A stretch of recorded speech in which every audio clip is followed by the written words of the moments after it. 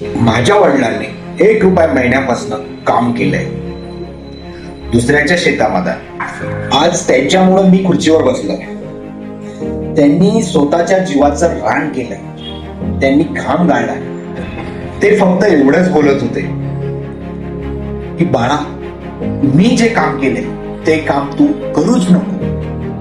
तू जर ते काम केलं तर आयुष्यात तू शून्य राहणार. आणि आज जे मी स्वप्न बघतोय फक्त त्यांच्यामुळेच बघतोय की त्यांनी जे जीवाचं रान केलंय, आपला घाम गाळलाय. आज माझा टाइम असा आहे की मी काहीतरी स्वप्न बघतोय. नाहीतर त्यावेळेला त्यांनी जर मला काही कामाला लावलं असतं तर आज माझे स्वप्न बघण्याचा टाइम नसताय. मग आज मी तोच विचार करतोय की मला त्यांचं स्वप्न पूर्ण करायचं आहे. मग त्यासाठी मला मेहनत कितीही जरी घ्यावा लागली तरी मी ती घेणारच.